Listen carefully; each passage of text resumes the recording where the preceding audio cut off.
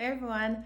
I had asked on Instagram stories if there were specific things about holiday decorating that you wanted to see while I am putting all of this decor up this year. And otherwise, I was just going to put it up because it takes a lot of time to film and photograph, and I don't want to bore you with details. But a lot of you wanted to see details, so I'm going to show you some things. First off, I'm going to show you about this garland. So it's a fireplace mantle garland. I just started it last night. I have not done much other than throw the garland up. So I will start over, take it down, and walk you through the steps. I've been working on Christmas tree decorations and Christmas decorations for a long time, and there have been a lot of years where I've gotten it wrong, and I feel like I've gotten to a place where I feel pretty happy with the results that I get. So this is just my opinion. I'm definitely not a professional, but for this I'm going to use this long needle pine garland, which I'm obsessed with. I'm going to use some berry stems. I have some magnolia stems I'm going to use. There is some gold garland, and then of course ribbon to kind of go on here and make it a little bit more alive and full. There are so many different ways to do garland. You can do thin garland, you can do thick garland, you can do like traditional garland, long needle, any kind you want, cedar garland. There's all kinds of garland. This is a long needle pine. I buy it from a store called House by JSD. They're in Lexington, but they do ship. So I will put their website right here. This is a long needle pine garland. It is wired. Like I've said in the intro, I've had it maybe 6 or 7 years. It lasts really, really well. Every single branch is wired, so I can really manipulate it however I want. The center stem is wired, so you can see it's a little bent here. I'll show you why here in a second. But really, you know, once you unpack it, go through and fluff it out. I'm pretty aggressive with my with my fluffing and stuffing. That's funny. Don't turn that into something else, okay, guys? But it has the pine cones on it, but it's pretty basic, you know. This is a 6-foot stem or 6-foot garland. So I used 3 of them. So the fireplace is about 6 feet across. So I put one over the top and then I drape one down each side. And someone asked me how I secure these. I cheat and don't. So this has such a weight to it, and my mantle has enough width to it that I just set this on top. And then what I do is I take the garlands that are gonna go on the side, I give it a good 90-degree bend where I need it to hang off the edge. And then there's also kind of a wired loop at the end. So I will just set it on the edge and twist this wired loop into the one that's up here so that it sort of blends. You might have to try it a few times. It likes to slide off, but it seems like once it's there, and we'll stay there for a good 5 minutes, it's done. So you may see me lose it a couple times while I'm doing this, but it's really, really easy. I prefer not to have things stuck here. You probably can't see it here on the video, but I do have here and here, there are some command strip, like cord ties, little cord tie holders, and those are for my stockings. So I do have 2 little clips here. They are removable, but I didn't want to damage the mantle in any way, partially because I don't know what color this mantle is, so I wouldn't be able to patch it and paint it. So here it is, garland. All you have to do is stick it on. So I'm gonna figure out, you know, you hold it up, figure out where approximately you need it to drop. I'm gonna straighten the bottom. Make sure that it's gonna hit. I do want it to pretty much get to the floor, just about.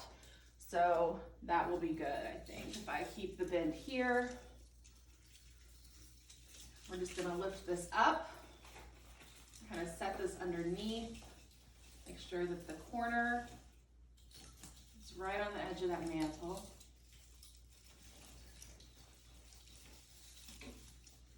Come through here.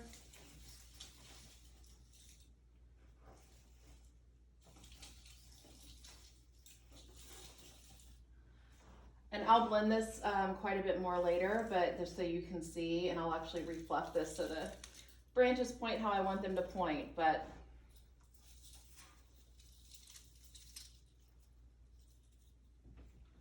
that's basically how I put the garland up, and I do the same thing on this side.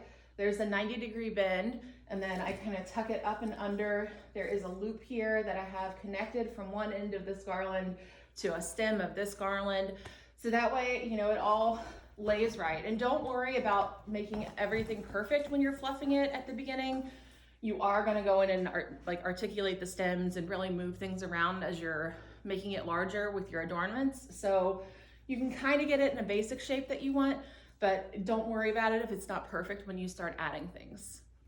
I'll show you this. This is a very easy, cheap trick. This is an inexpensive trick that you can use to kind of add more interest to your garland with low, minimal effort.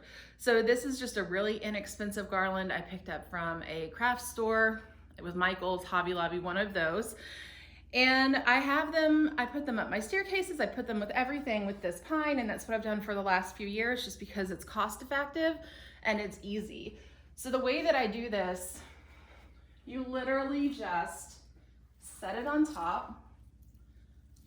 Don't worry, it's not gonna look weird. But then you just really mess with things. So you can pull some of it forward, you can push some of it back, you can hide some of it underneath some of the pine. Let's see.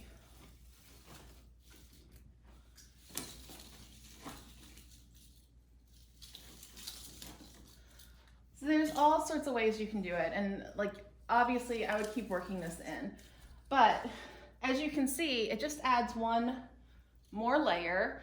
And again, really, I would just work these quite a bit to try to make sure it's all integrated and doesn't look like just something sitting on top. Again, my favorite place for Christmas decorations is House. I wish this was sponsored, but it's not. But I buy my decorations there every year and I add to my collection slowly. It's been acquiring over 10 years now. So I just add a little bit more every year, and that's how you get this. Otherwise it's daunting to have to go buy all this stuff at one time. House, though, they have something they call the Holy Trinity of arrangements, and that is 3 different stems that give you the most gorgeous, lush, professional looking arrangement, and that is long needle pine, cedar, and magnolia leaves. So really, if you just look at this, if I were to just gather this in my hand,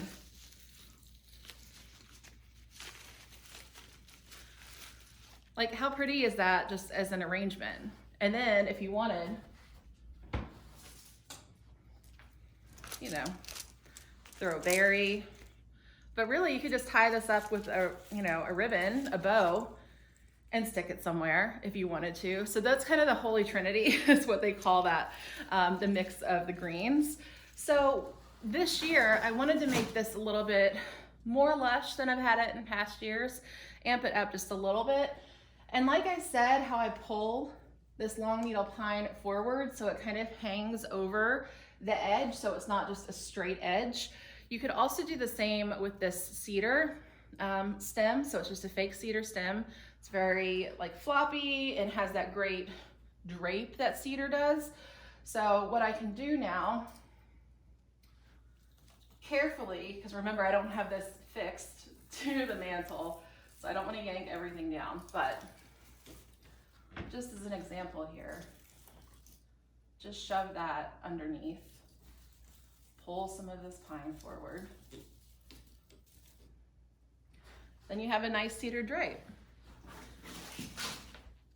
Magnolia, if you want to add magnolia leaves, which magnolias are my favorite. It's the story with my mom. They remind me of her. She died years ago. So I always have magnolia in my house. But if you want to add, so see, I've got the gold, I have the cedar, the long needle pine, and then if I wanted to add some magnolia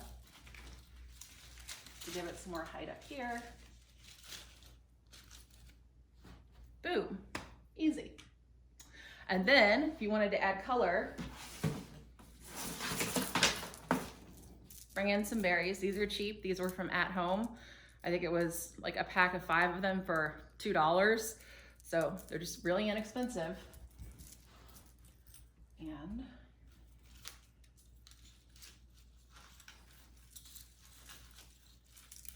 shove that there as well. And again, these are all wired, so make sure to manipulate them, point them how you need them to point, mess with it, rearrange. Nothing's fixed, so if you don't like the way something looks, you can always move it around. If you can see there, you know, that's a good texture that's being created there. So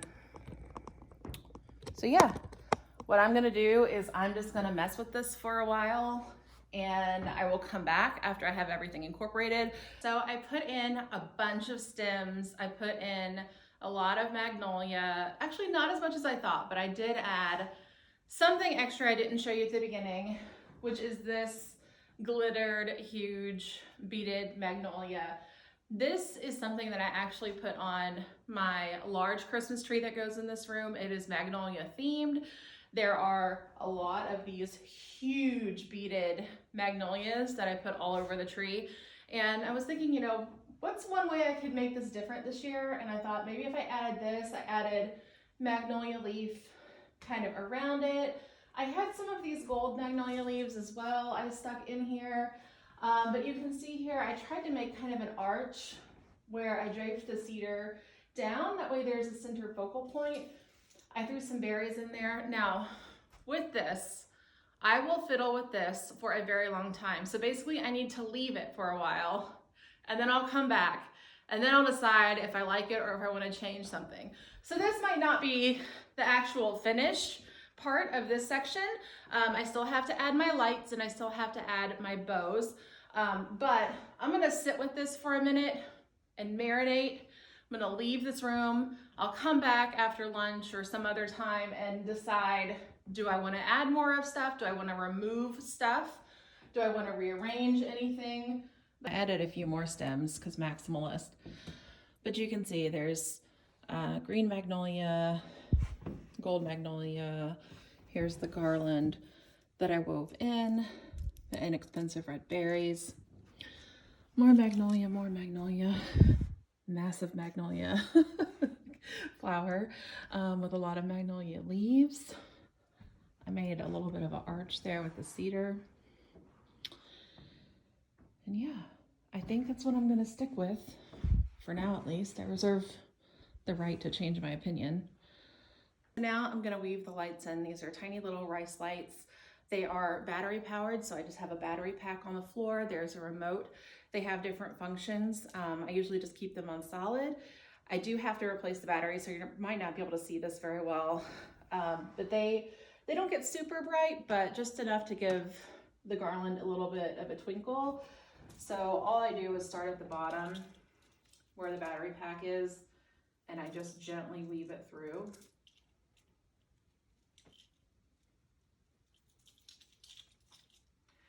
And generally, as I do this, I will probably lose a couple stems on the floor. It's okay. When I'm done, I will just tuck them back in. And when I finally decide, okay, this for sure is what I'm gonna do, I'm gonna take some floral wire and stick it in. That way things aren't falling on the ground every time I touch it.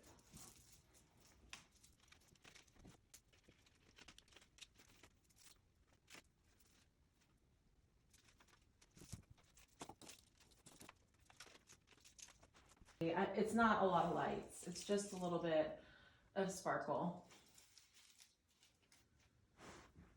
This is what it looks like with the lights on. Again, it's bright-ish in here, and the lights are not super bright. I do need to change the batteries, but there's a little remote, so I can change from, you know, twinkling to solid to flashing or whatever. But just a little bit of light, I think it helps. It helps also just pick up some of the glitter and shiny things to reflect a little bit of light in here. Now I'm going to do the ribbon. So I made this bow, and it has long tails so that I can weave them. So some of the tails will come down here.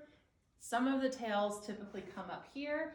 That way there's kind of a sweeping ribbon effect. Now, I don't know that I will necessarily want to do that this year since I changed the shape of this entirely. It used to be very kind of square and go around, but this has a lot more fullness up here. So we're gonna just test it and see. The ribbons are on. I actually think I'm gonna leave them. Again, maximalist, you might not wanna do this, but I do like that there's 3 things now. Gives it a little bit of unity. What I did is I took, since like I showed you the bows have 4 tails on them, I took the longer of the tails and just wove them up here. It's very subtle. And then the ends, you can see over here, this is called a croissant roll at the bottom. I'll grab my camera and show you how to do that real quick on this one. Okay, so one of the things that I do on ribbons on my trees, and I know you all have asked about that, this is something called a croissant roll. So you basically take the end of the ribbon, curl it in, and roll it up, just like it's a burrito. Roll, roll, roll, roll, roll. However much kind of curlicue you want at the end is kind of how far you'll roll, but then grab the middle in here, grab the middle strand, and then you just slightly pull. And it looks like a croissant. And you can make it as loose or as tight as you want, but there's my little croissant roll. That way it'll just hang nicely here. And again, you can kind of mess with it to get the shape that you want. But that is a croissant roll. I don't do them on every ribbon. I think it is nice to have a fishtail sometimes, or even just a diamond end, but for this, I think a croissant is good. So this is the final look. I hope that this was easy to understand, hopefully not too boring, but please let me know if you have any questions at all about how to achieve something like this, or if you have any other questions about anything else that you see on my Instagram stories as I continue to decorate. I hope you have a great day. Thanks for watching.